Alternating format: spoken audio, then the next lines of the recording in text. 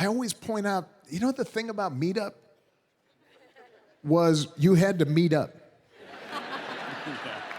Right? Because it's a pretty crude Flintstone tool, right? You send, it's like, hey, we're going to be in the church basement in Des Moines on Saturday, meet up. That was pretty much the extent of the technology. Yeah, it's like a cork board. But the reason I tell that story is that the power of meeting up is something that all of you will remember whenever we'd walk into a campaign office. Whatever your idea of what an Obama supporter was, when you got into the campaign office, just as was true if you went to a meetup meeting, is you've got a young black woman with a nose ring, and you've got some middle-aged white guy in a flannel shirt and a buzz cut who's a Army veteran, and you've got a Hispanic gay engineer, and the reason that was powerful was because you imagine at the first meetup meeting, okay, I've got an assumption about what an Obama supporter is. But then when I sit there, it turns out that that person's not actually completely like me. And if they're talking, that means that they've got some quirky ideas. And I promise you, you all know, we had some quirky volunteers. and had some who had some unexpected views that did not correspond to the litmus test of progressivism, right? The reason I'm telling that story is because what that allowed was for all of us to see each other in their complexity and then still decide, all right, let's work together. That man needs absolutely no introduction, and this is Progressive Matters.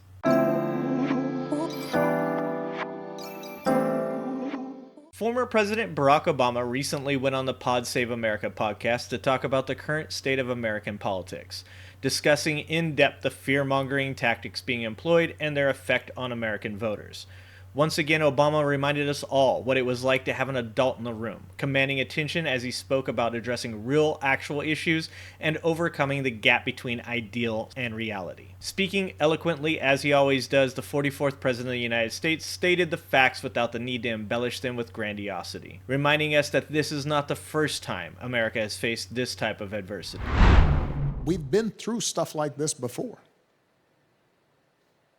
We've been through eras in which, not that long ago, in which black people were second-class citizens, in which gay people were in the closet out of necessity, because otherwise they might not be able to be employed, or worse. We've been in situations in which women were subordinate. And the good news is that because we had this system of being able to persuade each other about the better angels of our nature, in fits and starts, we got better. We got kinder, we got more tolerant, and it's never been perfect, and it's never been it's always been messy, but there was a pathway for us to express our best selves, and that was true not just for Democrats; it was true for Republicans too. Fear is so prevalent in today's caustic political rhetoric that I think oftentimes we forget to take a step back, take a deep breath, and remember that just because they are selling us fear doesn't mean we have to buy it. Being progressive means believing in progress, and believing in progress means having faith in the process. There are so many people today that fear that which they don't understand. There are so many people today that want to halt that progress.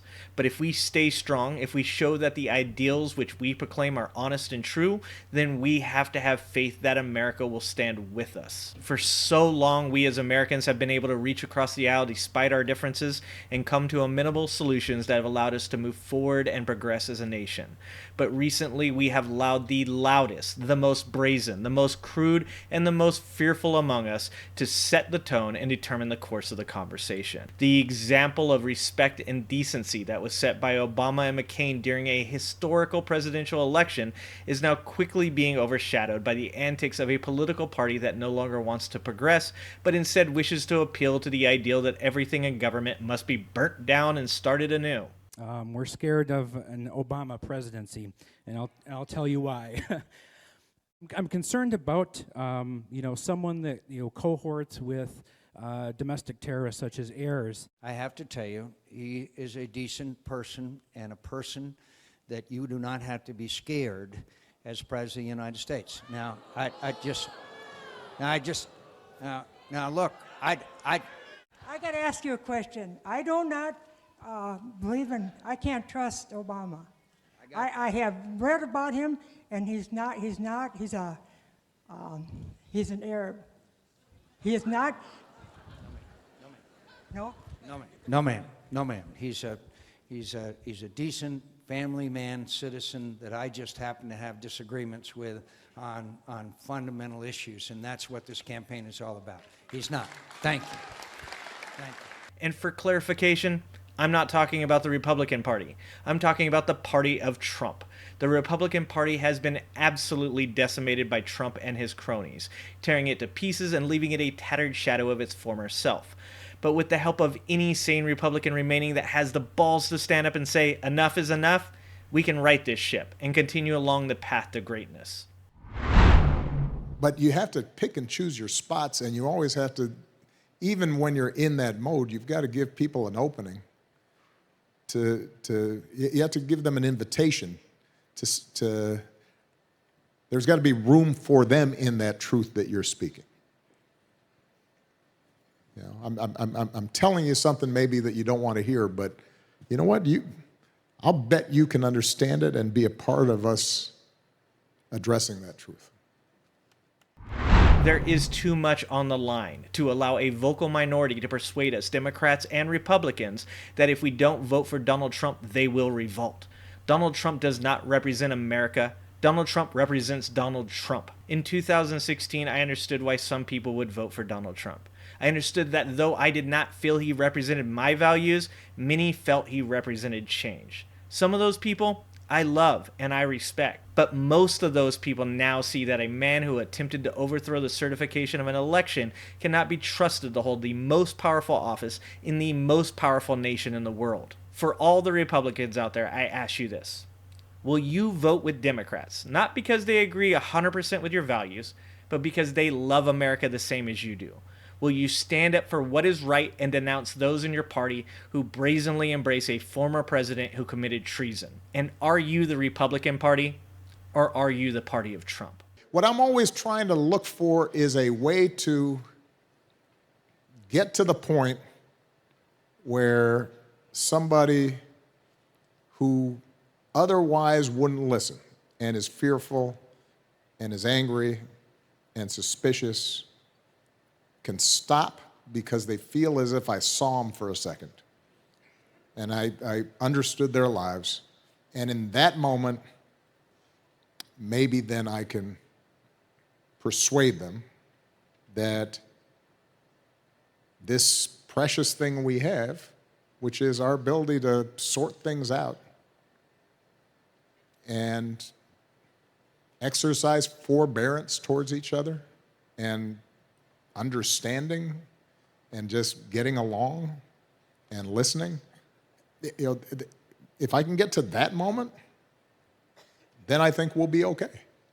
Thanks for watching, and as always, get educated and get out and vote.